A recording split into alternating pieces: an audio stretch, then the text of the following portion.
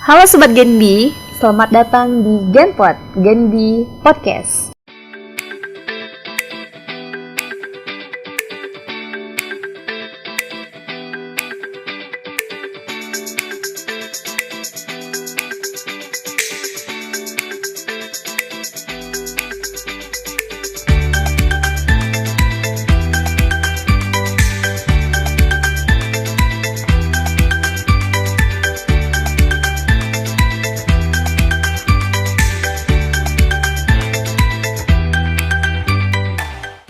Aku Cindy Prahdewanti yang akan menemani kalian beberapa menit ke depan dengan narasumber hebat kita. Di depan kita udah ada Kak Sheila. Halo. Nah iya, Kak Sheila ini sosok yang sangat luar biasa. Mungkin kalau orang yang di Pekanbaru pasti udah bakal kenal banget sama Kak Sheila ini. Dan ini bukan the first time kita ketemu ya kan Kak? Udah sering banget ketemu sama Kak Sheila sebagai narasumber. Dan aku request nih ke Kak Sheila buat nemenin podcast kita siang hari ini gitu. Jadi diundang, suatu kehormatan loh bisa kesini. Dan kita pun suatu kehormatan Kak Sheila mau join bersama podcast kita. Nah, iya. Nah, jadi untuk podcast kita siang hari ini kita akan membahas tentang bisnis karena Kak Sheila ini basicnya sebagai pembisnis juga ya kan Kak? Justru aku basicnya anak teknik. Teknik ya? Oh iya bener banget kalau kuliah Kak Sheila ini emang ke teknik ya kan Kak? Kayak arsitek. Gitu. Bener. Tapi setelah balik ke Indonesia, oh iya Kak Sheila juga kan kuliahnya di luar negeri juga dan SMA-nya Kak? SMA-nya di Singapura. SMP. Aku udah di Singapura, kuliahnya di Sydney, Australia. UNSW, and then after graduating aku balik ke Jakarta dulu, kerja di perusahaan sebagai arsitek. Baru habis itu ke Pekanbaru. Iya benar banget. Tapi kalau di Pekanbaru ini pasti Kak Sheila ini terkenalnya bakal sebagai pembisnis ya. Benar gak sih? Malah sekarang branding aku Sheila, entrepreneur cari Sheila, startup cari Sheila gitu. Nah iya benar banget gitu. Karena sebelum kita tag ini juga tadi kita udah ngobrol-ngobrol terkait bisnis juga gitu. Jadi spesial untuk episode kali ini kita datangin Kak Sheila untuk membedah terkait bisnis. Nah langsung aja ya Kak, kita masuk ke ada nih pertanyaan dari teman-teman Genbi nih Kak.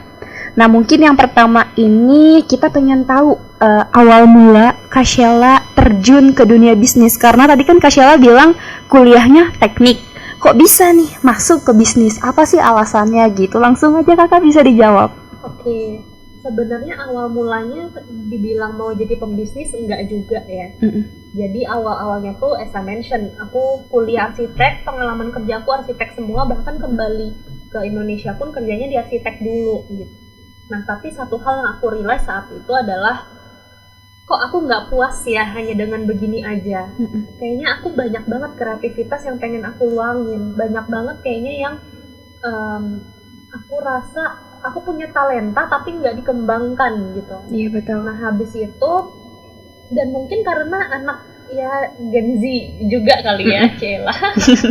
Karena anak Gen Z juga jadi kayak merasa ya itu nggak mau dikekang, nggak mau diatur, pengen berkarya. Jadi mulai dari situ aku habis itu YOLO banget. Aku nekat, aku resign sampai dimarahin tuh sama orang tua. Kamu apa tadinya aku pulang ke Indonesia aja udah dimarahin lah, tetap berantem. Kamu mau jadi apa? Udah gitu akhirnya ya udahlah, at least kamu kerja di Jakarta sama perusahaan besar, jelas gitu kan. Tapi habis itu aku resign pula gitu kan. Terus habis itu ya jadi ya kamu mau jadi apa? Balik ke Pekanbaru lagi, kota kecil. Aku waktu itu cuma jawab begini. Aku bilang ya ma apa? Iya Sheila mau cari duit, pasti dong. Tapi nggak cuma cari duit, Sheila mau menjadi dampak buat orang lain juga. Betul. Jawaban aku tuh cuman gitu. Terus ditanya, ya terus kamu mau ngapain? Aku bilang pada saat itu aku masih belum tahu. Tapi aku mau membuat perubahan lah dalam hidup orang, walaupun itu perubahannya kecil. Itu awal mulanya dari situ. Dan habis itu apa yang aku dan ya aku juga habis itu mempertanyakan diri aku sendiri. Sheila gimana Sheila bisa melihat 2 tahun lagi? Sheila jadi apa? gitu kan. Nggak usah jauh-jauh 5 tahun 10 tahun. Bisa nggak Sheila melihat diri Sheila di depan komputer di perusahaan ini gitu. Ya aku bilang I don't think this is the thing that I want to do for the rest of my life gitu kan. Habis itu akhirnya apa yang aku nomor satu yang aku lakukan adalah survei, cari tahu, aku keliling semua orang yang aku ketemuin, aku ajakin curhat, tapi bukan curhat yang kayak patah cinta atau gimana ya, tapi lebih curhat kayak yang aku cerita. Iya nih aku lagi pengen coba buka bisnis, kira-kira potensi apa ya, resources apa ya yang aku punya yang bisa aku kembangkan gitu. Akhirnya lama-lama dapat banyak inspirasi, insights, teman-teman pada rekomendasiin coba Shell cari tahu tentang coworking space. Aku juga kayak apa Google kan. Coworking space itu tempat di mana orang bisa bekerja bersama-sama, kan co-authornya bersama-sama, working kerja, jadi bisa collaborative working gitu. Aku cari tahu, aku balik ke Pekanbaru, dalam waktu 2 bulan jadi co-working space pertama dan satu-satunya di Riau. Sampai saat ini ya Kak? Satu-satunya? Kayaknya harusnya sampai saat ini. Iya betul banget, soalnya emang kayaknya baru punya Kak Sheila aja sih, setahu Cindy pun. Pun Sih ada, tapi dia kayaknya udah tutup deh. Udah tutup ya? Iya. Iya. Nah, berbicara tentang bisnis tadi yang udah Kak Sheila sebutin, nah dan Cindy ada baca-baca juga nih, selain coworking, bisnis apa aja sih yang Kak Sheila buka dari awal sampai detik kali ini? Oke.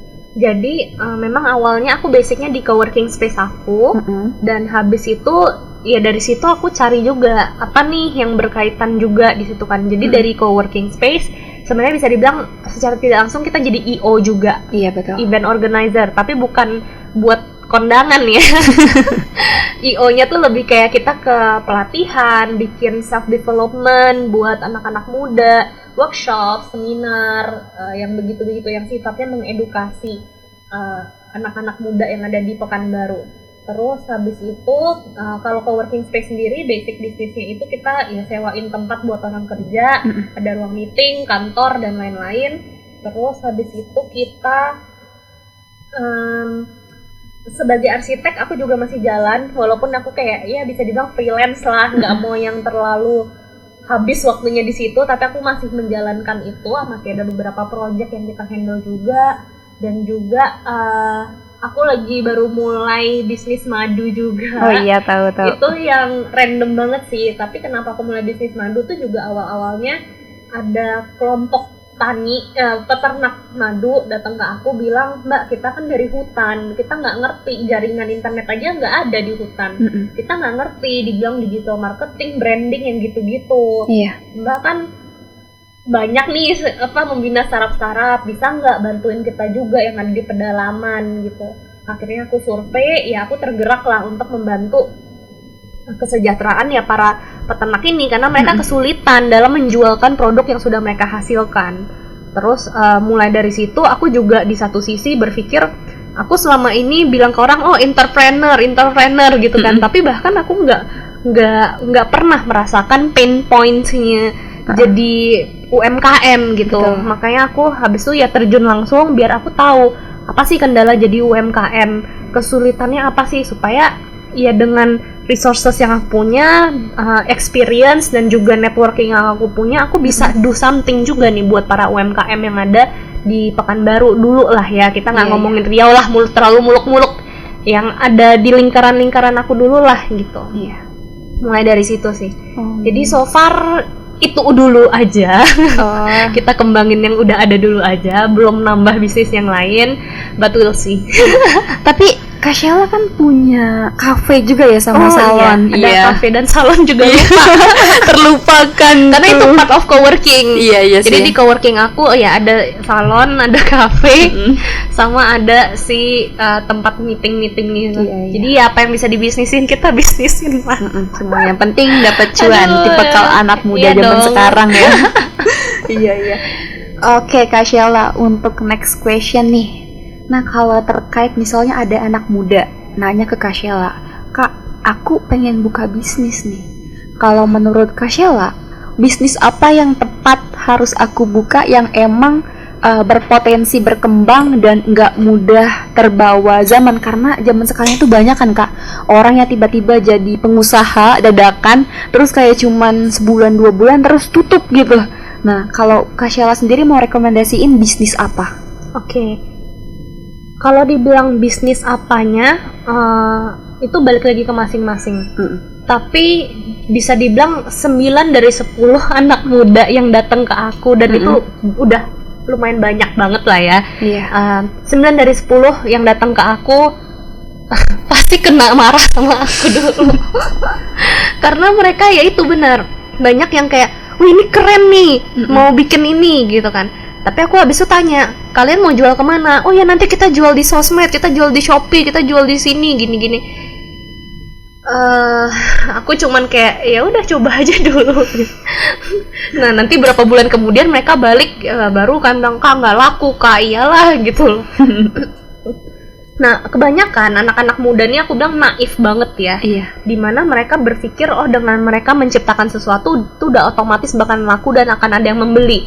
Padahal kenyataannya kita dalam berbisnis itu nggak bisa begitu gitu loh. Akan susah sekali kalau kita bikin produk habis itu baru dicari ini pasarnya kemana, kebutuhannya kemana. Sering sekali aku tuh ngerubah mindset untuk berbisnis, dimana kamu kalau aku kayak tadi aja Cindy aku tanyain, oke, sekarang tujuan kamu nomor 1 kamu mau jadi idealis atau kamu menjadi pembisnis?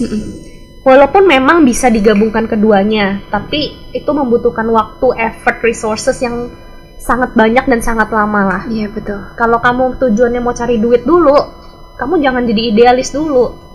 Kalau kamu jadi idealis, ya kamu harus punya cukup resources, duit yang cukup banyak yang bisa kamu bakar, ibaratnya itu begitu. Karena kalau kamu jadi idealis, susah lah untuk cari marketnya, bisa jualan gitu. Jadi nomor 1 yang kalau ditanya bisnis apa Kak Sheila yang lagi potensi banget nih gitu, aku bilang setiap orang punya unique advantage itu keunggulan yang uniknya masing-masing. Kenapa? Karena kita semua punya background pendidikan berbeda. Kita punya background orang tua, mungkin ada yang anak pejabat, anaknya lawyer, anaknya kepolisian, atau anaknya akademisi, atau memang anaknya pembisnis. Itu aja udah menjadi faktor dalam lingkungan market kita nih, bisa dibilang gitu. Atau bahkan anak petani, anak pedagang warung, itu aja udah menentukan gitu. Terus habis itu ada juga yang perbedaan ya background, misalkan kamu belajar sekolahnya dulu apa, kayak aku dulu anak teknik gitu. Terus lingkungan pergaulan, lingkungan background dari orang tua, terus skill yang kamu miliki, talenta yang kamu miliki, kamu jagonya di mana, kamu pintar bersosialisasi, atau kamu lebih pintar bikin strategi, atau kamu lebih tipe yang inovatif, punya ide A, B, C, D, E, F, G gitu kan. Ya eventually kita butuh tim yang bisa menjadikan itu semua works gitu sih. Nah tapi balik lagi, kalau dibilang bisnis apa, aku bisa bilang akan berbeda-beda karena jadi gini, yang aku selalu bilang ke orang anak muda terutama, kamu kalau mau bisnis jangan dicari produknya dulu, yang kamu cari adalah pertama visi, yang paling penting, the why, the purpose, kenapa kamu mau melakukan apa yang kamu lakukan. Terus yang kedua, cari marketnya, cari kebutuhannya, cari masalahnya. Kalau kamu udah bisa mendapatkan marketnya, kebutuhannya, atau masalah yang ingin kamu tap in, baru habis itu kamu cari cara, apa nih yang bisa aku kerjakan, bagaimana nih cara aku bisa menyelesaikan kebutuhan atau masalah yang tadi aku jumpai, bagaimana aku bisa membantu kelompok, atau maksudnya market, this group of market yang pengen aku tap in, produk seperti apa yang akan aku buat. Nah itu udah kayak bisa dibilang agak mulai terakhirnya lah gitu. Tapi jangan dimulai dengan, oh Kak aku mau bikin kaos nih, nanti modelnya yang begini-begini gitu kan, model anak metal keren nih gitu kan. Terus aku baru aja berapa hari yang lalu gitu, aku ketemu sama ada this group of people, wow mereka pas datang ke aku membara gitu kan. Pas ditanya, ya kamu mau jualan kemana? Ada nggak komunitasnya? Emang bingung dia. Iya juga ya Kak. Ya aku bilang, kalau kamu cuma hanya sekedar suka mau jadi hobi, ya udah kamu cetak sendiri, pakai sendiri aja. Tapi kalau kamu mau cari duit di sini akan susah banget. Mending kamu cari bisnis, mending kamu ngelanjutin bisnis orang tua kamu kembangin. Udah jelas duitnya, pasarnya udah jelas. Aku gituin langsung. Jadi itu sih tips bagi teman-teman anak muda di sana. Tips aku adalah ya belajar empati dan lebih observant. Buka matanya lebar-lebar dan lebih merasakan apa sih di sekeliling aku yang sebenarnya sekarang tuh kendala loh, masalah loh gitu. Misalkan kayak apa ya, kalian inilah mikrofon ini gitu ya, dan headphone ini, mungkin bayangkan kalau saat itu gak ada orang yang pernah memikirkan wah gimana ya cara kita bisa ngomong dan terekam dan suaranya bisa masuk melalui alat gitu loh walaupun tertutup.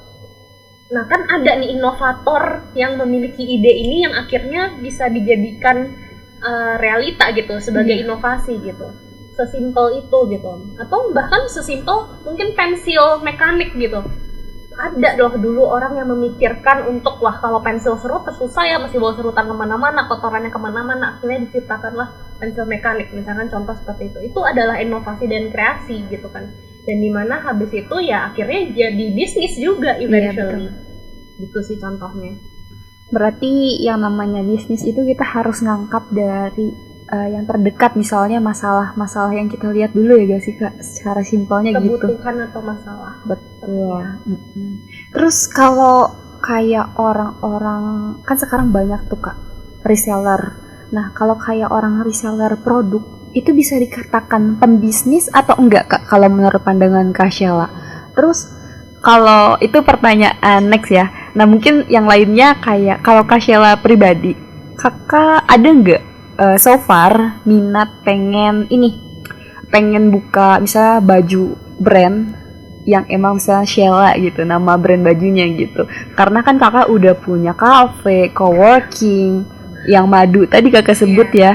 Nah, kalau Kakak pribadi untuk seperti itu ada nggak? Soalnya kalau Cindy pribadi sebenarnya ada gitu pengen. Tapi kalau Kakak ada nggak? Dan itu ada beresiko nggak sih Kak kalau menurut Kakak? Pada intinya semua hal yang kita lakukan pasti memiliki risiko. Iya betul. Ya kan? Dan kalau kita nih another tips bagi teman-teman yang misalkan mau cari investor atau mau bikin bisnis, jangan dimulai dari potensinya, tapi dimulai dari seberapa besar resikonya. Iya. Yang kita lihat bukan seberapa besar marketnya, tapi seberapa besar resikonya. Itu nomor satu. Jadi ada cara berpikir yang pengen aku rubah nih dari sini gitu. Terus nomor 2 adalah fokus gitu. Pernah sih kepikiran wah ini aku dapat nih kayak supplier kain-kain murah bagus-bagus dari China gitu kan, ini kalau dijadi reseller di sini oke nih. Tapi ya balik lagi ke branding kamu mau di-brandingin sebagai apa, dan harus fokus. Jangan yang sebentar. Bayangin kalau aku setiap tahun berubah profesi gitu loh.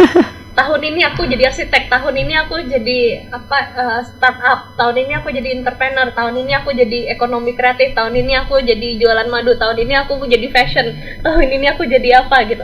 Kecuali bisnis utama kamu udah gede, udah settled, udah punya branding yang kuat, sehingga kamu pelan-pelan udah bisa bikin side business, side hustle. Nah itu nggak apa-apa gitu. Itu ya fokus, tentukan prioritas apa sih yang pengen bener-bener kamu bikin gitu loh. Jadi jangan semuanya mau, akhirnya kamu bingung sendiri, kamu kehabisan waktu, kamu kehabisan resources, tenaga, duit, pikiran untuk terlalu banyak yang diurusin tapi nggak ada yang jadi gitu. Terus tadi beda kalau jadi reseller apakah itu pebisnis? Yes. Itu bisnis juga. Nah, di sini aku mau ngejelasin apa bedanya pedagang, pengusaha sama entrepreneur. Ya, aku mau establish di sini dulu. Dan semuanya nggak ada yang salah, semuanya sah-sah aja. Yang pertama pedagang. Pedagang itu biasa mereka ya udah jual beli, terus ambil margin di situ. Tujuan utama mereka adalah financial stability. Ya, selama mereka dapat profit, mereka bisa makan dari situ, is good enough. Yang kedua pengusaha. Pengusaha juga jual beli, bisa jadi reseller juga, tapi mereka memikirkan bagaimana bisa growth financially tujuannya. Ya, apakah dengan menambah produk baru, apakah dengan menciptakan varian baru atau ekspansi secara kawasan, itu pengusaha. Nah, yang terakhir entrepreneur. Kalau entrepreneur itu tujuan utamanya adalah berinovasi, mencari ide usaha yang baru, mencari cara metodologi berusaha beroperasional yang lebih efisien. Habis itu mereka melaksanakan mengeksekusi ide itu. Jadi kalau entrepreneur mereka lebih kreatif, inovasinya. Yang mereka tujuan utama mereka adalah gimana supaya bisa berinovasi. Itu bedanya. Jadi nggak ada salah juga kalau cuma mau jadi reseller, dapat duit. Kalau ternyata memang udah jadi gede, ya sah-sah aja gitu loh. Nggak masalah. Malah dari situ nanti pelan-pelan banyak loh aku ketemu juga pengusaha-pengusaha yang mereka awalnya dari reseller udah kekumpul modal, mereka bikin brand mereka sendiri. Dan akhirnya udah sampai ekspor brandnya sendiri. Itu banyak banget. Iya. Cindy juga berbicara tentang ekspor tadi kan Kak, emang ada rencana juga pengen, kan tadi kita udah ngobrol-ngobrol juga ya, mungkin nanti di balik layar kita bisa ngobrol lagi. Sip. Gitu ya. Terus terkait tadi Kakak ada notice tentang ini, investor. Nah, kalau menurut pandangan Kak Sheila pribadi, kalau misalnya nih kita sebagai anak muda, kita pengen punya usaha, tapi kita nggak punya dana, otomatis kita butuh orang ketiga kan, yang punya dana, yang mau menyuntikkan dana tersebut. Nah, kalau dari Kak Sheila pribadi, apa sih sebenarnya cara kita biar orang itu yakin mau menyuntikkan dana ke kita, dengan kayak kita sebagai pemula nih, kita cuman modal nekat, modal ide, modal visi misi gitu, tapi kan kita mengajak pihak ketiga yang emang punya uang, yang mau membantu kita jika nanti suatu saat nanti bisnis kita ini berhasil, kita bakal membalikan dana tersebut gitu. Nah, kalau menurut Kak Sheila gimana itu? First of all, coba memposisikan diri kita yang sebagai investornya. Tujuan investor apa? Kalau bisa aku kasih kamu duit 100 juta, tahun depan udah jadi 1 M. Iya, betul. Mampu nggak bisnis kamu menjanjikan itu? Itu investor punya. Kalau nggak, ya ngapain gue taruh duit gue di elu? Resikonya besar banget. Mungkin resiko perusahaan usaha kamu gagal 70%, dibanding kalau saya cuma taruh di saham udah pasti naik terus, walaupun lebih kecil presentasinya. Terus habis itu, jadi itu satu. Jadi biasanya aku anjurkan ke teman-teman, kalau misalkan apalagi kamu sebagai pemula, sebagai anak muda yang baru lulus, ya, nah apalagi gitu. Nomor satu aku bilang, jangan cari investor dulu malah. Kalau bisa malah aku bilang sama anak-anak, kamu kerja aja dulu di perusahaan. Kamu pelajarin sistem perusahaannya, kamu pelajari marketnya, kamu cari networking sebanyak-banyaknya, kamu pelajari ilmunya, skill-skillnya selama di perusahaan itu. Bisa nggak kalau nanti suatu saat kamu keluar dari perusahaan itu, kamu duplikasi perusahaan itu yang udah berjalan itu gitu. Kamu pelajari lah sedalam-dalamnya, cari pengalaman, nggak ada yang wasted kok. Biasa aku anjurin ya 2 tahun kerja sama perusahaan itu oke banget. Itu nomor 1. Nomor 2-nya, terus habis itu kalau misalkan dibilang oke, sekarang udah mau bikin bisnis nih, perlu dana gitu ya, aku bilang ya itu, dari kamu kerja tadi kamu nabung buat modal usaha kamu. Kalau bisa pakai dana sendiri. Kenapa? Sampai worst case scenario, sejelek-jeleknya ya udah, ini dana aku sendiri, aku nggak merugikan siapapun, aku nggak bikin sampai keluarga sebelah kelaparan karena bisnis aku gagal, ibaratnya gitu. Iya, betul. Karena ini duit orang loh. Kalau kita mau cari investor buat bisnis kita yang resikonya bahkan belum tahu nih bakalan berhasil atau enggak, 50-50 gitu kan. Terus kalau misalkan memang kamu pengen banget, itu ada yang namanya 3F, family, friends, full. Full itu ya orang yang punya duit, nah nggak tahu duitnya mau diapain, ya pakailah, kamu pinter-pinter menghasut dia lah, sinilah duit kamu gitu kan. Friends ya teman-teman, family, keluarga kita sendiri gitu. Kenapa paling gampang?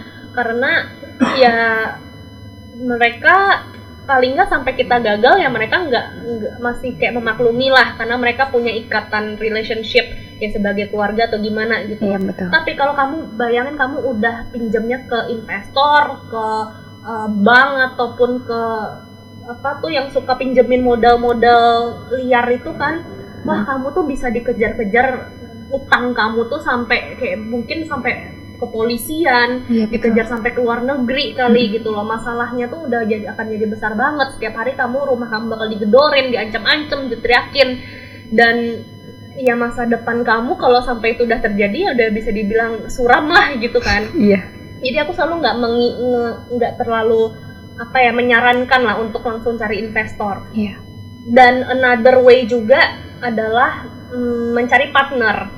Mungkin saya tahu saya masih muda, saya nggak punya pengalaman, saya cari orang yang lebih senior, yang lebih punya pengalaman dan punya skill untuk berkontribusi ataupun punya pengetahuan ataupun experience lah yang bisa bantuin bisnis kita.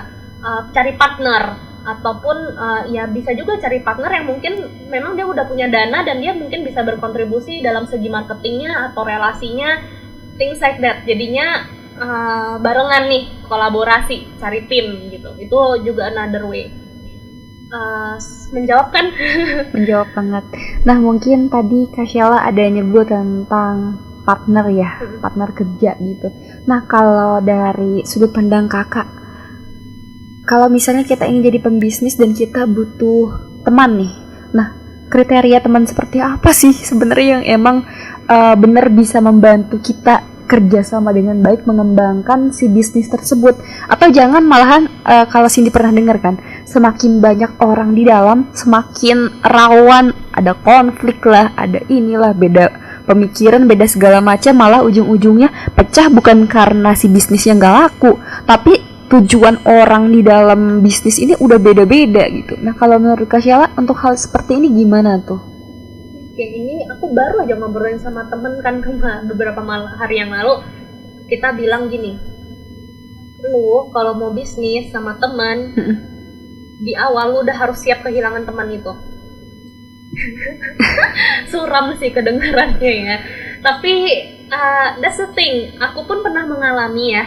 Awalnya teman, aku kira dia bisa support nih secara skill, secara ilmu, secara pengetahuan, secara relasi dia oke, orangnya mau kerja gitu. Tapi di tengah jalan ya konflik gitu loh. Iya, benar.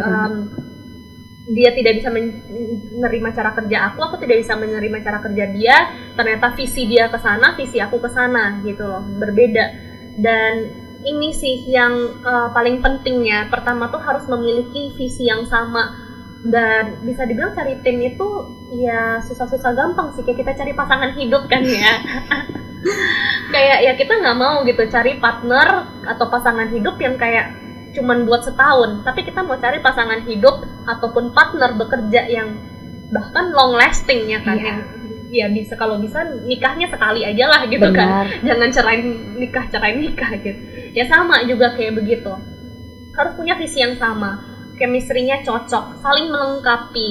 Nah, jangan nanti bikin bisnis dia orang IT, 5 orang IT semua gitu kan. Siapa yang ngerjain marketing, bisnis manajemen, strategi bisnisnya, human resource-nya, operasionalnya gitu kan. Kalau orang IT semuanya nge-coding gitu kan. Kita yang namanya bisnis kan, membangun bisnis ya harus punya skill masing-masing yang akhirnya ya berkolaborasi, saling melengkapi gitu. Betul banget, saling melengkapi.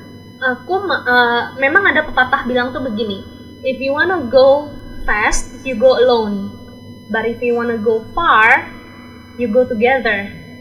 Artinya kalau kamu mau berlari cepat, kamu jalan sendiri. Kalau mau berlari jauh, kamu jalan bersama-sama. Kalau aku pribadi, aku lebih suka berjalan sendiri. Ya, tapi beda orang beda lah. Karena aku merasa ya aku bebas berkreasi, nggak dihalang-halangin. Aku dan nggak banyak drama lah di dalam usahanya kan.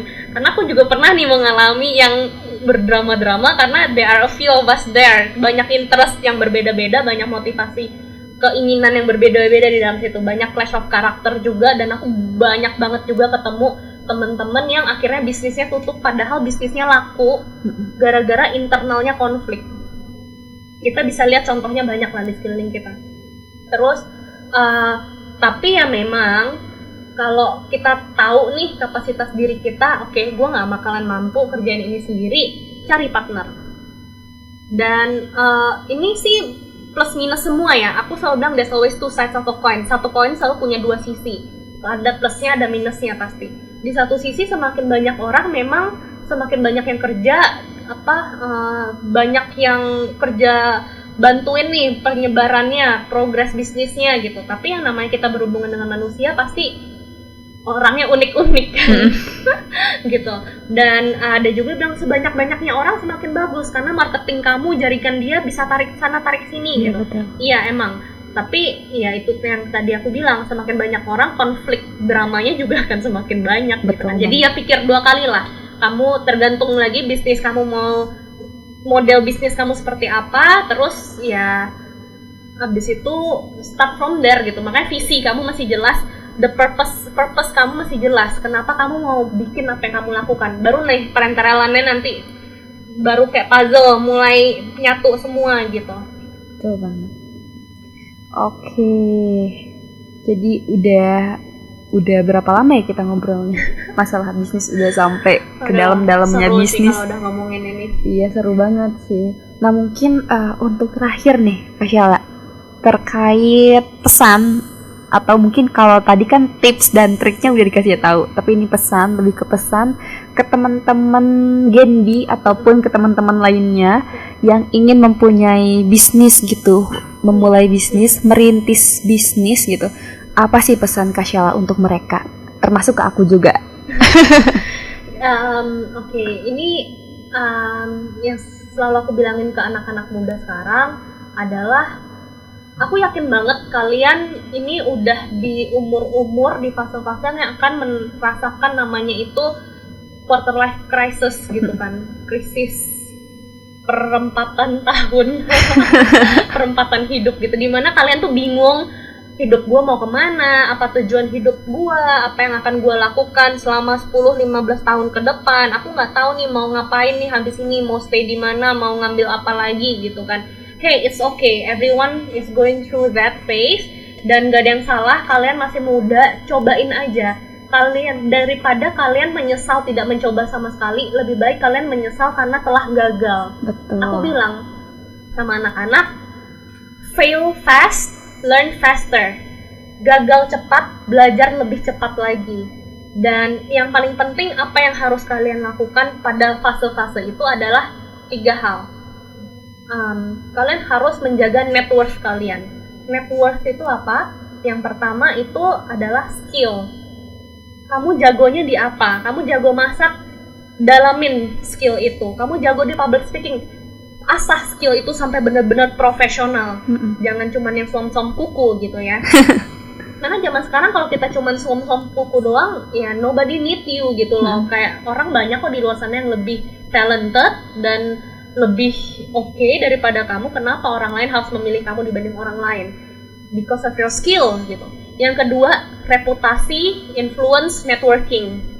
Itu nyambung tuh semua. Jaga nama baik, perbesar jaringan kamu, karena zaman sekarang itu jaringan itu adalah segalanya gitu. Apalagi kita tahu di Indonesia, ya lu mau kemana pun harus punya ordal gitu ya.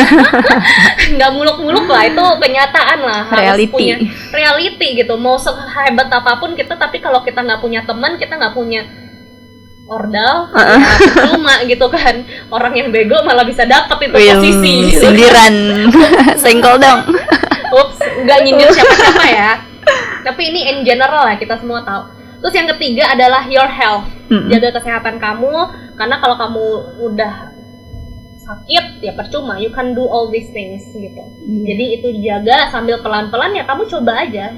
Cobain aja semuanya sampai kita belajar. Ibaratnya katakanlah memang kamu fail gitu kan. Kamu mulai terus kamu fail. Paling nggak saat kamu mulai lagi, kamu udah nggak mulainya dari bawah, nggak dari nol lagi, tapi kamu udah mulainya tuh dari somewhere up here gitu loh, buat nyobain lagi. Gitu. Itu aja sih tips, saran, wejangan buat teman-teman milenial, Gen Z yang ada di luar sana. Orang bisa mencuri ide kamu, tapi tidak bisa mencuri eksekusi kamu. Iya, betul banget. Intinya jangan pernah takut untuk mencoba, ya kan Kak? Iya. Tidak terasa nih ngobrol sama Kak Sheila udah beberapa menit. Dan waktunya kita Bisa untuk berjam-jam nih iya ngomongin. bener banget. Dan sebenarnya agak sedih sih harus berpisah sama teman-teman semua, sama Main Kak Sheila. aja Iya. ke kantor. Aku selalu standby kok di tempat coworking. Iya, iya. Sekalian promosi nih. Mm. Di Jalan Todak nomor 18 itu pokoknya ada satu bangunan di situ yang paling keren, nah itu Eh. tempat coworking. Iya bener banget. Jadi teman-teman langsung aja datang ke tempatnya Kak Sheila, ke coworking. Nah mungkin cukup sekian podcast kita sore hari ini. Aku Cindy Prahdewanti Sheila Priscilla. mohon untuk undur diri dan terima kasih. Bye bye.